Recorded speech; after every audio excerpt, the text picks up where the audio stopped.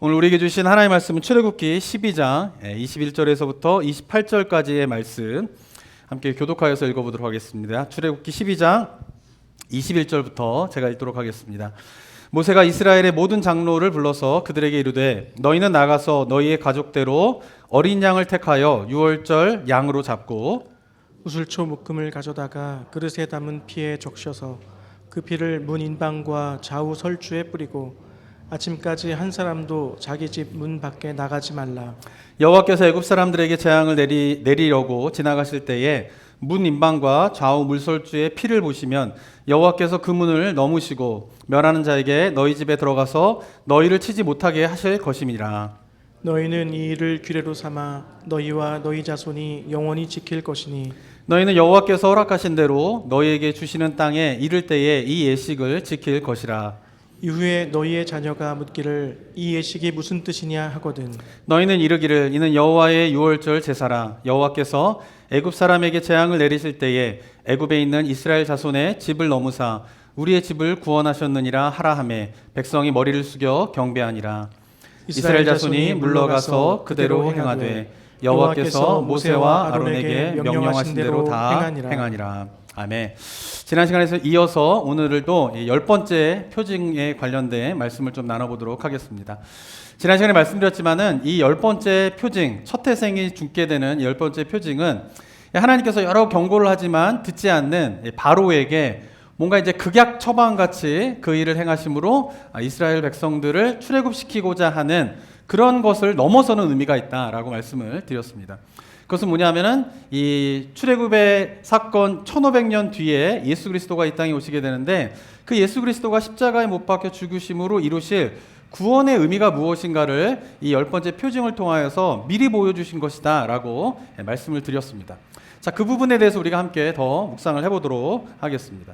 자, 그렇다면 10번째 표징은 예수님의 구원의 사건과 어떻게 관련이 있는가 했을 때에 이 10번째 표징의 특징이 있는데 그것은 뭐냐면은 22절을 보게 되면은 그 피를 문 인방과 좌우 설주에 뿌려라 이렇게 이야기를 하고 있습니다. 애굽에 있는 모든 첫 태생들이 죽게 되는 심판이 임하게 되는데 그때에 문 인방과 문 설주에 피가 발라져 있으면 죽음의 사자가 그냥 지나가게 되고요. 만약에 문설주와 인방에 피가 발라져 있지 않으면은 죽음의 사자가 그 집에 임하게 되어서 첫 태생이 죽게 되는 심판에 이르게 된다라고 하는 것이 10번째 표징의 내용인 것입니다. 자, 그런데 이 부분이 바로 첫 번째부터 9번째 표징과 10번째 표징이 어떤 차이가 있는가를 보여준 굉장히 중요한 부분이 되게 됩니다. 자, 첫 번째와 9번째까지의 표징, 심판이 있을 때에는요, 그 심판의 기준은요, 이스라엘 백성이냐, 히브리 사람이냐, 애굽 사람이냐로 갈라지게 됩니다. 첫 번째부터 9번째까지 여러 재앙들이 있게 될 때에 이스라엘 사람들이면 그 재앙을 피하게 되고요. 히브리 사람이면은 애굽 사람이면 그 재앙을 피할 수 없는 것이었어요. 그러니까 심판의 기준이 첫 번째부터 9번째까지는 히브리 사람이냐, 애굽 사람이냐로 갈라지게 되는데 10번째 재앙만은 어떻게 됩니까? 히브리 사람이냐, 애굽 사람이냐로 갈라지는 게 아니라 문설주와 인방에 피가 발라져 있느냐 없느냐로 갈라지게 된다라고 하는 것입니다. 피가 발라져 있으면 애굽 사람이라도 어떻게 해요? 죽음의 사자가 임하지 않게 되는 거예요. 피가 안 발라져 있으면은 그 집에 히브리 사람이라 할지라도 죽음의 사자가 임하여서 죽음의 심판을 받게 되는 것이 바로 10번째 표징의 차이다라고 하는 것입니다. 자, 이것이 의미하는 바가 무엇일까요? 그것은 바로 예수님께서 십자가에 못 박혀 죽으심으로 이루실 구원의 원리가 무엇인가를 미리 보여주고 있는 것입니다. 하나님께서 예수님의 십자가의 사건으로 이루실 구원은 어떻습니까? 그 사람이 어떤 사람이냐, 어떤 삶을 살았느냐, 무슨 신분에 있었느냐 다 필요 없는 거예요. 오직 한 가지만 보시겠다라고 하나님께서 말씀하시는데 그것은 뭐냐면은 예수 그리스도를 향한 뭐가 있느냐, 믿음이 있느냐, 없느냐 그거 한 가지만 보고 구원하시겠다라고 말씀을 하시는 것입니다. 마치 히브리 사람이냐, 애굽 사람이냐 다 필요 없어요. 중요한 건 뭐예요? 문설주에 피가 발라져 있느냐, 발라져 있지 않느냐 그거 하나만을 보고 죽음의 사자가 넘어가느냐 심판을 받게 되느냐로 갈라지게 되는 것처럼 예수 그리스도를 통한 구원의 핵심은 뭐냐면 다 필요 없어요. 오직 뭐만이에요? 예수 그리스도를 향한 믿음으로 구원을 받게 된다라고 하는 사실을 이 10번째 재앙을 통하여서 표징을 통하여서 미리 보여주시는 사건이다라고 하는 것입니다. 자, 그렇다면 이 부분을 우리가 이해하기 위해서는 한 가지 짚고 넘어가야 될 것이 있는데, 그렇다면 과연 애굽 사람들 가운데에서도 이 문설주와 인방에 피를 바른 사람이 있었느냐 하는 것이죠. 그리고 또 히브리 사람 가운데에서도 문설주와 인방에 피를 바르지 않는 사람이 있었느냐라고 하는 것을 한번 우리가 생각을 해봐야 하는 것입니다. 자, 21절을 보면 어떻게 기록되어 있습니까? 모세가 한번 읽어볼까요? 시작. 모세가 이스라엘 모든 장로를 불러서 그들에게 이르되 너희는 나가서 너희의 가족대로 어린 양을 택하여 유월절 양으로 잡고. 네, 열 번째 심판을 받지 않게 될 구원의 방법을 설명할 때 모세가 21절만 보면은 누구에게 설명을 합니까? 이스라엘의 장로들에게 설명을 했다 이렇게 돼 있어요. 그러니까 이 부분만 본다라고 하면 과연 이것을 애굽 사람들한테도 이야기했을까라고 하는 의구심이 들 수 있는 구절입니다. 자, 그런데 성경에 보면 애굽 사람들에게도 이런 것을 이야기했다라고 하는 구체적인 명확한 표현이 나와 있지는 않아요. 근데 몇몇 구절들을 보게 되면은 아마도 애굽 사람들도 문설주에 피를 발라서 죽음의 심판을 면하게 되었다라고 하는 것을 짐작할 수 있는 구절들이 있게 됩니다. 자, 출애굽기 12장 38절 한번 볼까요? 읽어볼까요? 시작. 수많은 잡족과 양과 소와 심이 많은 가축이 그들과 함께 하였으며. 네, 이 구절은 어떤 구절이냐면은 이제 열 번째 그 표징으로 말미암아 바로가 드디어 이제 이스라엘 백성들을 애굽에서 보내주게 됩니다. 그래서 애굽에서 이스라엘 사람들이 나오게 되는 데에 그 나온 사람들이 누구인가를 설명하는 구절이 12장 38절이에요. 근데 애굽에서 출애굽을 한 사람들 가운데에 누가 있다라고 38절에서 이야기를 하고 있죠? 수많은 뭐예요? 잡족. 좀 이렇게 표현이 좀 그렇긴 한데 여기서 말하는 잡족이라고 하는 것은 뭐냐면은 애굽에는 히브리 민족만이 아니라 다양한 민족들이 있어요. 근데 그 다양한 민족들이 다 같이 히브리 사람들과 함께 애굽에서 나왔다라고 하는 것이에요. 그러니까 수많은 이방 민족들이 어떻게 해요? 같이 히브리 사람들과 함께 출애굽을 했다라고 30절에서 이야기를 하고 있는 것입니다. 자, 어떻게 이들이 히브리 사람들이 출애굽을 하는 데에 다른 이방 민족들이 포함되어서 같이 애굽에서 나올 수 있었을까요? 그것은 아마도 마지막 재앙인 이 10번째 심판에서 그들이 어떻게 해요? 죽음의 심판을 면하였기 때문에 이 무리 가운데 포함될 수 있었다라고 볼 수가 있는 것이죠. 그리고 죽음의 심판을 면하였다라고 하면은 아마도 히브리 사람뿐만 아니라 수많은 잡족들이 어떻게 해요? 다른 이방 민족들이 문지방과 인방에 어떻게 해요? 피를 발랐기 때문에 마지막 심판인 죽음의 심판을 면하여서 이들과 함께 히브리 사람들과 함께 애굽에서 나올 수 있었다라고 우리가 이 본문을 근거로 해서 짐작을 할 수 있는 것입니다. 또 한 구절을 살펴보게 되면 12장 48절과 49절 이렇게 기록되어 있는데요. 한 번 더 읽어볼까요? 시작. 너희와 함께 거류하는 타국인이 여호와의 유월절을 지키고자 하거든 그 모든 남자는 할례를 받은 후에야 가까이하여 지킬지니 본토인이나 너희 중에 거류하는 이방인에게 이 법이 동일하니라. 네, 48절과 49절은 어떤 구절이냐면 이제 출애굽을 해서 애굽에서 나오고 난 다음에 광야에서 첫 번째 유월절을 지킬 때의 상황입니다. 근데 유월절의 원칙이 뭐냐면은 유월절이라고 하는 것을 누가 지킬 수 있냐면은 히브리 사람들만 지킬 수 있고 다른 이방인들은 지킬 수 없다 이렇게 이야기하고 있지 않은 것이에요.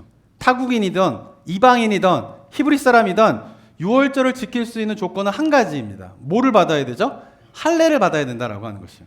할례를 받으면 타국인이라 할지라도 유월절을 지킬 수 있다라는 거예요. 할례를 받으면은 너희 중에 거류하는 이브리 사람들이 아닌 이방인이라 할지라도 어떻게 해요? 유월절을 지킬 수 있다라고 이야기를 하고 있는 것입니다. 이 구절이 굉장히 중요한 구절인데 왜 그러냐면은 이 이스라엘이라고 하는 나라는 어떤 나라냐면은 혈연 공동체가 아니라는 거예요. 하나님의 원래 계획은 히브리 사람들만을 이스라엘 민족으로 삼으실 계획이 아니셨다라고 하는 것이에요. 물론 히브리 사람들이 주축으로 되어 있지만은 히브리 사람뿐만 아니라 그럼 혈연 공동체가 되는 거죠. 근데 이스라엘이라고 하는 나라는 혈연 공동체가 아니라 뭐냐면 언약 공동체예요. 그 말은 무슨 말이냐면 하나님께서 언약을 주셨는데 그 언약에 동참을 하면은 어떻게 되는 거예요? 히브리 사람이 될 수 있는 거예요. 이스라엘 민족이 될 수 있는 거예요. 근데 그 언약에 동참하지 않으면 혈연적으로 히브리 사람이라 할지라도 이스라엘 민족이 될 수 없는 것이 뭐예요? 하나님께서 원래 계획하신 이스라엘이라고 하는 선택된 민족의 특징이다라고 하는 것을 보여주고 있는 것입니다. 근데 이것이 역사를 지나게 되면서 이스라엘 사람들이 어떻게 해요? 오해하게 되죠. 그래서 예수님 때가 되게 되면은 마치 혈연적으로만 우리가 아브라함의 후손이어야지만이 이스라엘이다, 선택된 사람이다 라고 하는 잘못된 개념을 갖게 되는데, 본래 출애굽을 할 때의 상황을 보게 되면은 누구든지 할례를 행하면, 그 말은 무슨 말이냐면 하나님의 언약에 동의하면, 그 하나님의 언약에 참여하면 누가 될 수 있는 거예요? 하나님의 택하신 이스라엘이라고 하는 나라가 될 수 있다라고 하는 것을 보여주고 있는 것입니다. 자, 이들도 어떻게 유월절에 참여하게 되었을까요? 어떻게 할례를 받았을까요? 그것은 아마도 10번째의 죽음의 심판을 면하였기 때문에 타국인들도 이방인들도 함께 유월절을 참여하기 위해서 할례를 받고 그 유월절에 참여하게 되는 일들이 있게 되었다라고 볼 수가 있는 것입니다. 자, 마지막으로 9장 20절 21절에 보면 이렇게 기록되어 있는데 한번 읽어볼까요? 또 시작. 바로의 신하 중에 여호와의 말씀을 두려워하는 자들은 그 종들과 가축을 집으로 피하여 들였으나 여호와의 말씀을 마음에 두지 아니하는 사람은 그의 종들과 가축을 들에 그대로 두었더라. 네, 제가 첫 번째부터 9번째의 그 심판은 조건이 히브리 사람이냐 애굽 사람이냐라고 갈라진다라고 말씀드렸는데, 그 중에서 이 7번째 심판인 우박 심판의 경우를 보게 되면 특별한 내용을 성경이 기록을 하고 있어요. 그것은 뭐냐면은 우박이 내리게 될 때에 이들 가운데 특별히 바로의 신하 중에는 어떤 사람들이 생기기 시작한 거예요? 여호와 하나님을 어떻게요? 두려워하는 자들이 생기기 시작한 거예요.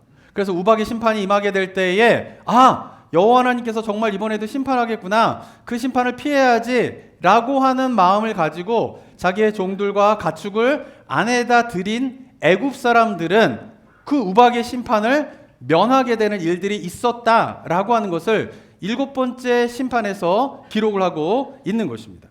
그러니까 이 첫 번째부터 9번째까지 표징이 반복되게 되면서 바로는 점점 강박해지는 마음을 갖게 되었지만은 애굽 사람들 가운데에는, 그리고 바로의 신하 가운데에는 여호와 하나님이란 분이 정말 위대하신 분이구나, 그분이 정말 살아계시는구나 하면서 그 여호와 하나님을 인정하고 두려워하는 자들이 점차 생기기 시작했다라고 하는 것이요. 그리고 그러한 두려운 마음을 가지고 하나님의 심판의 말씀을 믿고 어떻게 해요? 자기 가축들과 종들을 미리 자기 집으로 대피시킨 사람들은 그 우박의 심판을 면하게 되는 일들이 있었다라고 하는 것을 기록하고 있는 것입니다.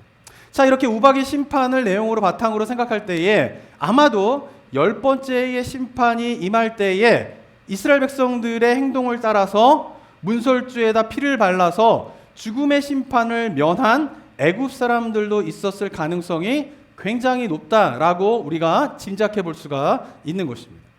자, 어떻습니까?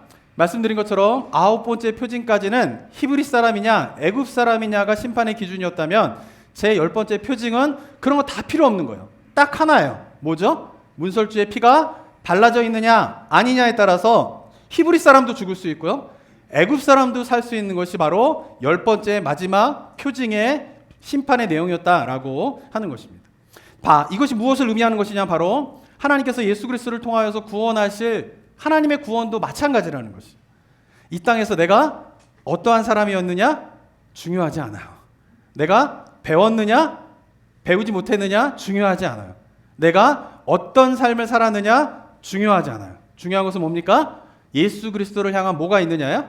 믿음이 있느냐, 그거 하나만을 보고 하나님께서 구원하시겠다라고 말씀을 하고 있는 것입니다. 부자이든 가난하든 배운 자든 배우지 못한 자든 피부색이 어떤지 상관없이 오직 예수 그리스도를 향한 믿음으로 오직 구원을 받을 수 있다라고 하는 것이 바로 십자가의 사건으로 우리에게 허락하여 주신 하나님의 구원의 원리다라고 하는 것입니다. 그리고 이 구원의 의미를 어떻게 해요? 1500년 전에 10번째 표징을 통하여서 미리 보여주신 것이 바로 하나님의 구원의 사건이다라고 하는 것입니다. 사랑하는 성도 여러분, 다른 어떠한 조건도 없이 그런 거 보지 않고 오직 예수 그리스도를 향한 믿음만을 보고 우리를 구원하시겠다라고 하는 하나님의 구원은요, 너무나 놀라운 선언이에요. 특별히 죄 가운데에 빠진 우리 인간들이 누릴 수 있는, 받을 수 있는 가장 큰 은혜가 뭐냐 하면 바로 다른 거 다 보지 않고 오직 믿음만을 보고 구원하시겠다라고 하는 하나님의 이 구원의 손길이 죄된 인간인 우리가 받을 수 있는 가장 큰 은혜인 것을 깨닫게 되는 우리 성도님 되시기를 주님의 이름으로 축원합니다. 네. 아멘이 별로 안 나오죠? 네. 우리 성도들 가운데 뭐가 있는 거예요? 과연 그런가? 하는 생각이 드는 거예요. 왜냐하면은 오늘날 현대인들에게 오직 예수님만을 믿으면은 우리가 구원받습니다. 예수님 믿지 않으면은 구원받지 못합니다. 이 사실이 사람들에게는 어떻게 들려요? 불공평하다라고 들리게 되는 거예요. 잘 받아들이지 않아요. 심지어 그리스도인들 가운데에서도 의구심이 드는 거예요. 착한 일을 했으면 상을 받고 나쁜 일을 했으면 벌을 받는 것이 공평한 것인데 착한 일을 했던 나쁜 일을 했던 상관없이 그런 거 보지 않고 오직 예수님만을 믿으면 그 믿음만을 보고 구원하겠다? 이거 좀 불공평한 거 아닙니까? 이거 좀 불의한 거 아닙니까? 라고 하는 생각이 현대인들 생각 가운데 많이 자라갖고 있는 거예요. 그래서 요즘에는 오직 예수님만을 믿어야지 구원에 이릅니다 라고 하면은 다 퀘스천 마크를 해요. 이유가 무엇 때문일까요? 왜 오직 믿음으로 구원을 받게 된다라고 하는 이 사실이 이것이 엄청난 은혜임에도 불구하고 그것을 은혜로 느끼지 못하고 불공평하다라고 불평을 느끼게 되는 이유가 무엇 때문일까요? 그것은 바로 자기 스스로를 생각할 때에 자기가 죄인이라고 생각하지 않기 때문에 그런 것이에요. 제가 지난 시간에도 말씀드렸지만은 죄에 대한 개념이 바뀌기 시작했어요. 그래서 일어난 일이에요. 만약 우리 성도들 한번 생각해 보시기 바랍니다. 어떤 이제 국가에서 우리나라에도 뭐 예전에 얼마 전에 그런 이야기가 있었는데 나라에서 모든 국민이 지고 있는 빚을 다 탕감해 주겠다. 이렇게 정책을 딱 발표한다고 생각해 보십시오. 그러면은 찬성하는 사람과 반대하는 사람이 생기게 될 거예요.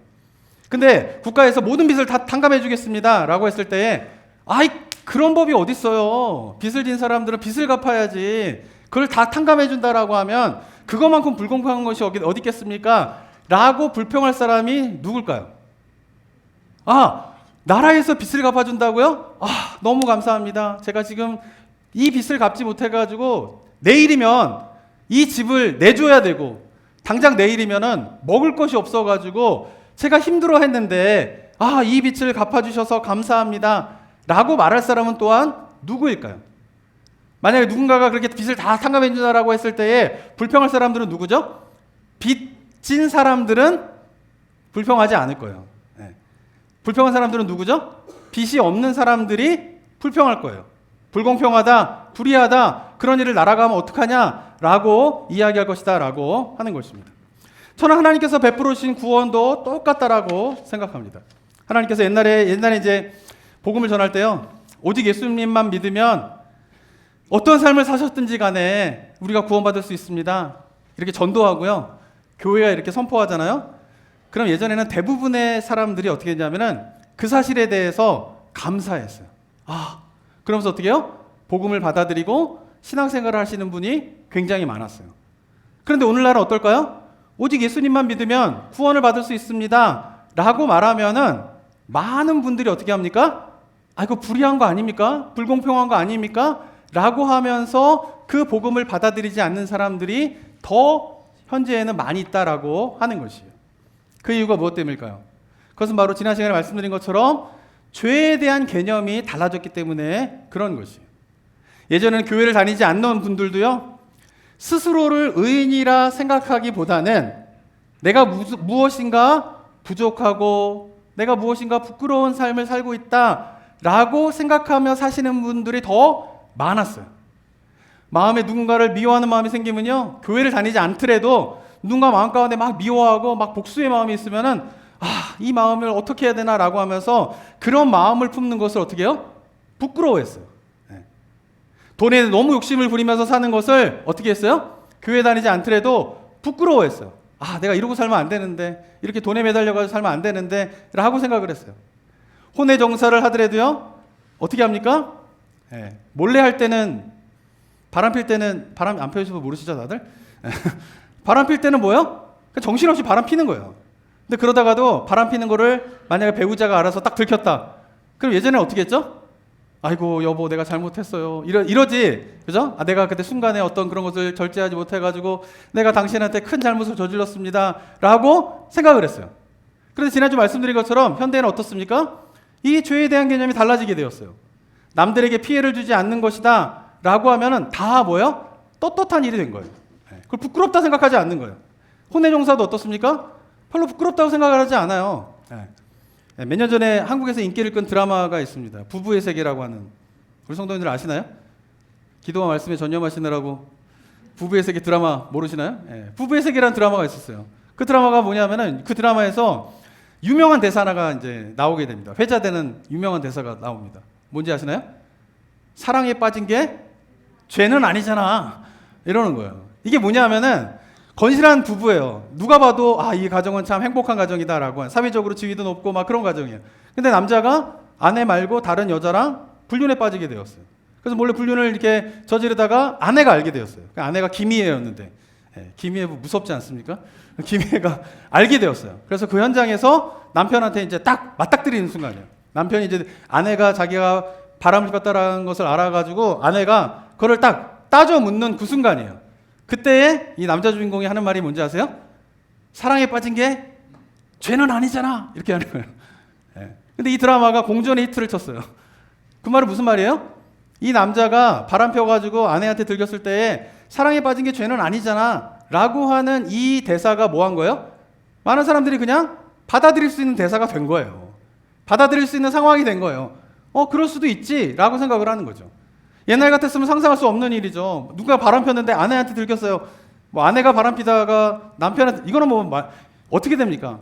거기서 무릎 꿇고 미안하다, 잘못됐다, 막 이런 것이 어떻게요? 보통인데 드라마에서도 이제 뭐예요? 사랑에 빠진 게 죄는 아니잖아 라고 하는 드라마가 나오게 되고, 이것이 그냥 드라마의 이야기만이 아니라 현대의 한국 사회에서 미국에서나 다 보편적으로 생각하고 있는, 어느 정도 받아들일 수 있을 만한 대사이기 때문에 드라마에서 그런 것이 나오게 되고 많은 사람들이 거기에 대해 공감하는 일들이 일어나고 있다라고 하는 것입니다. 마음의 음욕을 품는 것, 배우자 이외의 사람과 사랑의 성적인 관계를 맺는 것, 돈의 욕심을 부리면서 절제하지 못하는 것, 수단과 방법을 가리지 않고 자기의 목적을 이루는 것, 이 모든 것들이 뭐예요? 예전엔 다 부끄럽다고 생각했던 것이에요. 내가 그러면서 뭔가 인생에 대해서 떳떳하지 않은 부끄러운 일을 하면서 살고 있구나 라고 생각하는 것이 대부분의 사람들의 모습이었다라고 하는 것입니다. 하지만 이제는 어떻습니까? 이런 것이 더 이상 부끄러운 것이 되고 있지 않아요. 그냥 뭐예요? 개인의 자유이고 삶의 다양성이다 라고 사람들이 생각하고 있다라고 하는 것입니다. 예전에 비해서 어떻습니까? 자기가 스스로가 죄인이다 라고 생각하는 사람들이 점점 줄어들고 있는 것이에요. 그러면서 어떤 일이 벌어지고 있습니까?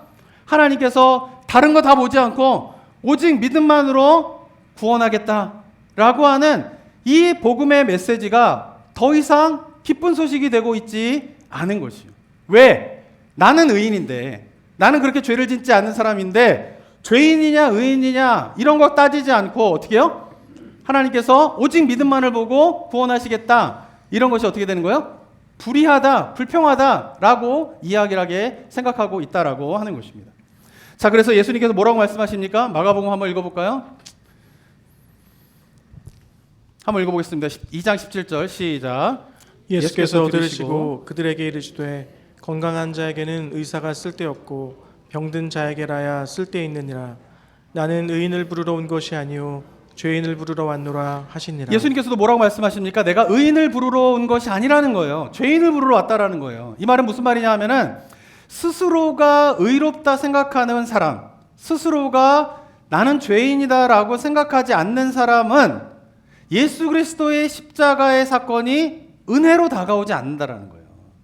그런데 나는 의인이라기보다는 실제로 의인이고 실제로 죄인이고 이걸 이야기하는 게 아니라 스스로가 나는 의롭기보다는 참 부끄러운 죄인입니다 라고 생각하는 사람에게 예수 그리스도의 십자가의 사건은 뭐예요? 은혜로 다가오게 된다라고 하는 것입니다. 사랑하는 성도 여러분, 스스로 의인이라 생각하고 나는 죄인이 아니다 라고 생각하는 사람에게 오직 믿음으로 구원을 받는다는 예수 그리스도의 구원은 결코 기쁜 소식이 될 수가 없는 것이에요. 오히려 그런 게 어딨냐? 불평하고요. 그런 것이 책임을 회피하려고 하는 것이 아니냐라고 불평하게 되는 것이 바로 예수 그리스도의 십자가의 사건이다라고 하는 것입니다. 하지만 스스로가 죄인이라 생각하는 사람들에게 오직 예수님을 믿음으로 구원을 받는다라고 하는 말은 너무나 기쁜 소식이에요. 복음이에요. 은혜인 것입니다. 사랑하는 성도 여러분, 우리가 왜 은혜를 은혜로 느끼지 못하는 것일까요? 그것은 바로 스스로가 죄인이라고 생각하지 않기 때문에 그런 것이에요. 세상의 죄의 개념에 우리도 어느덧 물들게 되면서 스스로 죄인이라 생각하지 않기 때문에 하나님께서 은혜를 베풀어 주셔도 그것을 은혜로 느끼지 못하는 우리의 삶은 아닌지 돌아보는 저와 여러분이 되었으면 좋겠습니다. 저는 오늘도 이제 유가족들 이렇게 두 가정이 오셨지만은 전 누군가의 죽음을 저희 아버님 돌아가실 때도 그런 생각을 좀 했었는데 아버님 돌아가실 때 느끼게 된 게 뭐냐면은 또 얼마 전에도 저희 아내 할머님이 이제 돌아가셨는데 그러니까 가족들 가운데 이제 돌아가신 분이 생기게 되면요 그 죽음 앞에 딱 서게 되면요 아 예수님을 믿는 것으로 말미암아 구원을 받고 구원을 받지 않는 것이 얼마나 은혜인가 그것을 좀 새삼 느끼게 돼요. 근데 우리가 살 때는 몰라요. 근데 죽음 앞에 맞이하게 되면은 죽음 앞에서는 인간이 할 수 있는 것이 아무것도 없어요. 내가 살아왔던 것, 내가 행했던 것, 그 모든 것들이 죽음 앞에서는 다 무의미해지게 돼요. 오직 남게 되는 것은 뭐냐 하면은 예수 그리스도를 향한 나의 삶의 자세와 나의 마음이 무엇인가 이것만이 남게 되는 것이에요. 그런 가운데에서도 우리가 정말 예수 그리스도를 믿음으로 말미암아 우리가 구원을 받게 된다라고 하는 이 하나님의 구원의 원칙이 얼마나 큰 은혜이고 얼마나 큰 선물인가를 깊이 깨닫게 되는 순간이 저는 그때라고 생각을 합니다. 사랑하는 성도 여러분, 말씀드린 것처럼 주님께서 우리를 위하여 십자가에 못 박혀 죽으시고 그 예수 그리스도를 믿는 믿음만을 보시고 우리를 구원하시겠다라고 하는 이 하나님의 구원의 선언은 너무나 위대한 선언이에요. 그리고 이것을 받아들이게 될 때에 우리 삶 가운데에 말로 표현할 수 없는 은혜로 우리 삶이 채워지게 되는 축복이 있게 될 줄을 믿습니다. 사랑하는 성도 여러분, 저는 바라기는 이곳에 계신 모든 성도님들이 오직 예수 그리스도를 믿는 믿음으로 말미암아 우리가 구원받았다라고 하는 이 사실이 불평과 불만이 되게 되는 이유가 아니라 이것이 정말 나에게 큰 은혜로 다가오게 되는 축복이 우리 모든 성도들 가운데 있게 되기를 주님의 이름으로 축원합니다. 자, 그런데 여기서 우리가 착각하지 말아야 될 것이 있어요. 그것은 뭐냐면 어떠한 모습이었든지 간에 무슨 짓을 하였든지 간에 오직 믿음으로 우리가 구원을 받게 된다라고 하는 의미는 구원받기 전에 과거의 모습에 대한 거예요. 무슨 말이냐면 예수님을 믿기 전의 모습은 어떠한 모습이었든지 상관없어요. 무슨 짓을 했든지 간에 상관없어요. 예수님을 믿으면 어떻게 믿음이 있으면 구원받게 되는 거예요. 그런데 이 말이 구원을 받고 난 다음에도 어떠한 모습으로 살아가든지 상관없다. 그래도 구원을 받게 된다라는 말은 아니라는 것이에요. 예수를 믿기 전에 무슨 죄를 지었던지 간에 상관없이 믿음이 있다면 구원을 받게 돼요. 하지만 예수 그리스도를 믿은 다음에는 무슨 짓을 하든지 간에 상관없이 구원을 받게 된다라는 말은 아니라는 것이에요. 만약 이런 모습이 있다라고 하면 이것은 오직 믿음으로 구원을 받게 된다라고 하는 하나님의 놀라운 은혜를 모욕하는 행위인 것이에요. 하지만 안타까운 것은 많은 그리스도인들 가운데에 아무렇게나 살아도 믿음만 있으면 여기도 믿음이 잘못된 건데 구원받아 라고 하면서 그리스도인이 되고 난 이후에도 이전과 변화된 삶을 살지 않거나 이전과 별반 다를 바 없는 삶을 살면서 나는 예수님을 믿기 때문에 구원받았어 라고 생각하면서 행동하고 있는 그리스도인들이 교회에 있기 때문에 세상은 오직 믿음으로 구원을 받는다라고 하는 것이 엄청난 은혜임에도 불구하고 이것을 마치 불의하고 불공평하고 죄에 대한 책임을 회피하는 가르침이다라고 하는 오해를 낳게 되는 일들이 벌어지고 있다라고 하는 것입니다. 우리 그리스도인들이 이 부분에 대해서 헷갈려서는 안 돼요. 이 부분이 헷갈려하기 때문에 오직 믿음으로 구원을 받는다라는 이 놀라운 하나님의 은혜가 마치 죄에 대한 면죄부를 주는 것처럼 죄에 대한 책임을 회피하는 것처럼 오해되는 일들이 일어나고 있다라고 하는 것입니다. 오직 믿음으로 구원을 받게 된다라는 복음은 그리스도인들은 무슨 죄를 지어도 예수님만 믿으면 그냥 회개기도만 하면 다 용서받아 책임을 지지 않아도 돼 라고 하는 의미가 아니라는 것이에요. 우리가 예수님을 믿기 전에는 어떤 죄라도 오직 믿음으로 용서받을 수 있고 하나님의 자녀가 될 수 있지만 예수님을 믿는다 하면서 이전과 별반 다를 바 없이 똑같은 삶을 살아가고 있다라고 하면 아무렇게나 살아도 우리는 나는 믿었으니까 구원받은 거야 라고 한다라고 하면 그때의 그 믿음은 참 믿음이 아니라는 거죠. 참 믿음이어야지 뭐예요? 어떤 삶을 살든지 간에 상관없이 구원을 받을 수 있는데 예수님을 믿는다라고 하면서 하나님의 말씀을 지키지도 아니하고 선을 행하지도 아니하며 이전과 별반 다를 바 없이 온갖 일을 행하면서 나는 예수님을 믿으니까 구원받은 거야 라고 생각하는 그때 그 믿음은 참 믿음이 아니다라고 하는 것입니다. 그래서 어쩌면 예수님을 믿는다 라고 했을 때에 그게 진짜 믿음인지 아닌지는 예수님을 믿기로 결정하는 그 순간에는 알 수 없는 거예요. 심지어 나도 예수님을 믿는다라고 했을 때에 그때 그 믿음이 진짜인지 아닌지는 나도 알 수 없는 거예요. 그거 가지고 우리가 자신감을 가져서는 안 돼요. 예수님을 믿는다라고 했을 때 그 믿음이 진짜 믿음인가 아닌가는 어떻게 알 수 있습니까? 그렇게 예수님을 믿기로 결정하고 난 다음에 삶을 봐야 돼요. 그 삶 속에서 이전과 다른 삶을 살아가게 되고 하나님의 말씀에 대해서 관심을 갖게 되고 그 말씀에 따라 실천하게 되고 하나님의 말씀에 실천하게 되면은 선을 행하고 악을 버리게 되어 있습니다. 그러한 삶들을 살아가고 있는 어느 정도의 시간이 지나가야지 그 삶의 모습들을 봐야지 그때야 비로소 내가 믿는 믿음이 진짜 믿음이구나 참 믿음이구나 라고 하는 것을 그때야 비로소 알 수 있다라고 하는 것입니다. 예수님을 믿고 난 이후에 어느 정도 시간이 흘러야지만이 진짜 믿음이구나 아니구나 라고 하는 것을 알 수 있다라고 하는 것이에요. 왜? 그 예수를 믿기로 한 다음에 뭐가 있어야 되는 거예요? 말씀에 대한 행함이 있어야 되는 것이에요. 그래서 예수님께서도 어떻게 말씀하십니까? 좋은 나무냐 나쁜 나무냐 나무를 보는 순간에는 알 수 없는 거예요.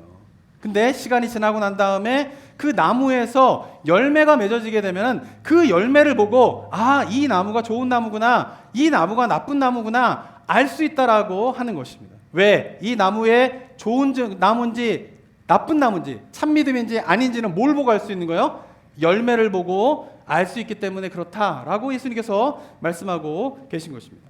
그렇기 때문에 오직 믿음으로 구원을 받는다라고 하는 하나님의 구원의 원리는요, 자신의 잘못에 대한 책임을 회피하는 것이 될 수 없는 거예요. 무조건 죄에 대한 면죄부를 주기 위한 방편이 아니다라는 것이죠. 오히려 죄에 대한 책임을 오히려 감당하는 것이에요.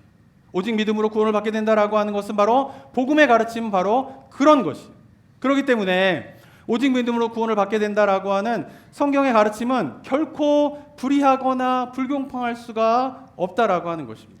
오직 믿음으로 구원을 받게 된다라고 하는 이 놀라운 사실은 그래서 우리에게 거저 주시는 하나님의 은혜라고 말할 수밖에 없는 것이 바로 이 복음의 내용인 것입니다.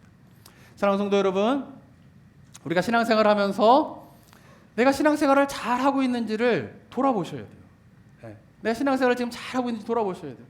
그러니까 교회 다닌다고 신앙생활 잘하는 게 아닐 수도 있어요. 무조건 일단 교회는 다니셔야 돼요. 교회 안 다니면서 내가 신앙생활을 잘하고 있다? 거의 불가능해요. 근데 교회 생활을 내가 교회는 빠지지 않는데 신앙생활을 잘하고 있다? 아닐 수도 있어요. 점검하지 않아요, 자기가. 근데 자기가 신앙생활을 잘하고 있는지 안 하는지를 점검할 수 있는 방법은 뭐냐 하면은 내가 신앙의 연수가 더해 갈수록 내가 죄인이구나 라고 하는 것을 깊이 깨닫게 되면 신앙생활을 잘하고 계시는 거예요. 예배의 자리에 와서도 주님 앞에 딱 나오면은 주님 저는 참 죄인입니다 라고 고백하는 고백이 깊어지면 어때요? 신앙생활을 잘하고 계시는 거예요. 그런데 내가 죄인입니다 라고 인정하는 거를 참 어려워요. 그래서 세상 사람들은 교회에서 왜 자꾸 죄인이라 그러냐 라고 하는 것에 대해서 못마땅해 하는 거예요. 왜냐하면 죄인이다라고 하는 것을 인정하는 것은 되게 아픈 거예요. 왜냐하면 자기의 자존심이 무너지는 거예요. 자기의 그런 어떤 존재의 가치가 무너지게 되는 일이 나는 죄인입니다 라고 하는 사실이에요. 내가 잘못을 인정하는 것은요 굉장히 힘든 일이에요. 여기 계신 성도님들은 안 그러시지만은 보통 부부싸움들을 많이들 하시잖아요. 우리 성도님들은 안 하시죠, 그죠? 근데 보통 부부들이 부부싸움 하는 이유가 뭐예요? 미안하다 한마디 하면 해결될 일을 가지고 싸우는 거예요. 근데 내가 상대방한테 미안하다라고 하는 말을 하지 못하는 이유가 뭘까요? 심지어 부부 사이인데도 내가 미안하다 이 말을 하는 순간 뭐가 무너져요? 자존심이 무너지는 거예요. 그러니까 부부 사이가 건강한 부부 사이는 미안하다라고 했을 때에 자존심이 무너지면요 건강한 부부 생활이 아닌 거예요. 근데 건강한 부부 생활은 뭡니까? 미안하다라고 말할 수 있어요. 왜냐하면 미안하다 말해도 건강한 부부관계에서는 뭐가 무너지지 않아요? 자존심이 무너지지 않는 거예요. 근데 우리가 신앙생활을 잘하고 있다라고 하는 것은 뭐냐면 하나님 앞에서 내가 죄인임을 계속 인정하는 거예요. 근데 이 사실을 인정하는 것이 굉장히 자존심이 상하고 나의 존재의 가치에 대해서 무력함을 느끼게 되고 막 이런 일이에요. 원래는. 그런데 놀라운 것은 뭐냐면은 예수 그리스도의 십자가 앞에서는 내가 죄인입니다. 내가 이런 걸 잘못했습니다. 나는 부끄러운 자입니다. 라고 고백하는데 자존심이 안 상해요. 내 삶의 가치가 무너지지 않아요. 그것이 상처가 되지 않아요. 이유는 무엇 때문이냐면은 내가 죄인입니다. 라고 하는 사실을 인정하면 인정할수록 보이는 것이 있어요. 그게 뭐냐면은 주님께서 나를 위하여서 십자가에 못 박혀 죽으신 것이 너무나 큰 은혜이구나 라고 하는 것을 어떻게 해요? 깨닫게 되는 거예요. 그러니까 내가 죄인이다라고 하는 사실을 인정하면 원래 자존심이 상하고 상처가 되고 나의 존재의 가치가 흔들리게 되면서 무너지게 되고 그런 일들이 일어나는 것이 보통인데 하나님 앞에서는 예수 그리스도의 십자가 앞에서는 그런 걸 인정하면 인정할수록 뭐가 보여요? 예수님께서 나를 위하여서 십자가에 못 박혀 죽으셨다라고 하는 사실이 너무나 큰 은혜로 다가오게 되면서 그것을 인정하면 인정할수록 어떻게 해요? 그리스도의 십자가가 더 크게 다가오게 되고 하나님의 은혜가 내 삶 가운데에서 내 영혼 가운데에서 메마르지 않게 되는 일들이 일어나게 되면서 우리의 신앙들이 하나님 앞에서 어떻게 해요? 부끄러움으로 끝나게 되는 죄의 고백이 아니라 그것을 통하여 어떻게 해요? 영적으로 새 힘을 얻게 되고 새롭게 내 자아가 태어나게 되고 하나님 앞에서 옛적인 모습들을 다 내려놓고 하나님께서 새롭게 내 영혼을 창조하시고 내 삶을 만드시는 새로운 삶과 인생을 살아가게 되는 은혜가 그때야 비로소 시작되게 될 수 있다라고 하는 것입니다. 사랑하는 우리 성도님들이 매주 예배 가운데 오게 될 때, 그리고 제가 요즘 계속 부탁드리지만은 개인 기도 시간에 주님 앞에 딱 나갔을 때에 억지로가 아니라 누가 시켜서가 아니라 그러니까 주님의 십자가 앞에 그냥 내 영혼을 딱 내려놓고 내 삶을 딱 내려놨을 때에 그 하나님의 거룩하심 앞에서 저는 죄인입니다. 이 고백이 우리 성도님들의 개인의 기도 시간 가운데에서 자연스럽게 터져 나온다라고 하면은 기도를 안 하실 수가 없어요. 그리고 기도 가운데에 주님 저는 죄인입니다. 제가 할 수 있는 것은 아무것도 없습니다. 주님의 은혜가 필요합니다. 라고 하는 개인의 기도 시간을 우리 성도님들이 누리시게 된다라고 하면 그때부터 우리 성도님들의 삶들 가운데에 좀 하나님께서 놀랍게 일하시게 되는 축복이 열리게 될 줄을 믿습니다. 저는 바라기는 우리 성도님들의 개인 기도의 시간에 그리고 예배 가운데에 우리가 주님의 십자가 발 앞에서 우리의 부끄러운 것들을 다 내려놓고 주님의 은혜가 아니면 안 됩니다. 나는 이 죄에 대해서 아무것도 할 수 없는 존재입니다. 라고 하는 것을 고백하며 하나님의 은혜가 메마르지 않는 축복의 삶이 우리 모든 성도님들의 삶의 모습 되시기를 주님의 이름으로 축원합니다.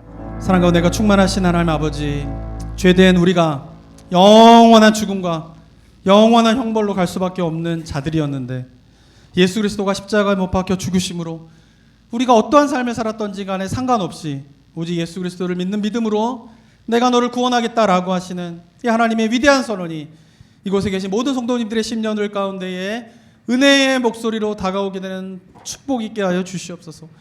우리의 죄를 회피하기 위함이나 우리의 그런 죄악들을 면제받기 위함이 아니라 하나님의 은혜로 말미암아 그 모든 것들이 덮어지게 되었을 때에 새로운 인생과 새로운 삶을 살 수 있는 구원의 길로 우리를 인도하시는 이 복음의 메시지를 우리가 기쁨으로 받아들일 수 있는 주의 백성들 될 수 있도록 인도하여 주시옵소서.